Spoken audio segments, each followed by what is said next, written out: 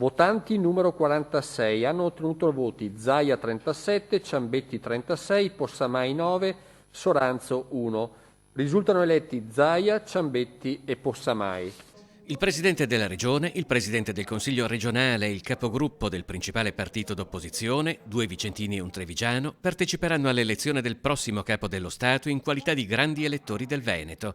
Il Parlamento è stato convocato in seduta comune per la prima votazione il 24 gennaio. Immagino che il 24 la prima votazione sarà una votazione, che non ci porterà a un'elezione, visto e considerato che il Covid imporrà una votazione al giorno, probabilmente darà vita a un 24 ore di riflessioni tra le segretarie del partito, visto e considerato che il Presidente della Repubblica lo elegge il Parlamento. Le previsioni sono difficili perché il tentativo è di convergere su un nome che possa raccogliere il maggior consenso possibile e il PD, ad esempio, non intende trattare sulla candidatura di Berlusconi. Sono schermaglie che da qua al 24 di gennaio le vedremo declinate in tutte le maniere.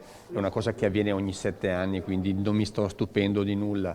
Capiremo e vedremo nei giorni immediatamente appunto precedenti alle prime votazioni quale sarà il vero clima. Serve un Presidente della Repubblica che assicuri all'Italia nel prossimo anno e mezzo, ma ovviamente anche oltre, stabilità per portare avanti il PNRR e ovviamente la guerra contro la pandemia. Giacomo Possamai non ha partecipato alla votazione che lo ha nominato grande elettore in quanto risultato positivo al tampone, una condizione che non ne pregiudica la carica visto l'ancora ampio margine disponibile.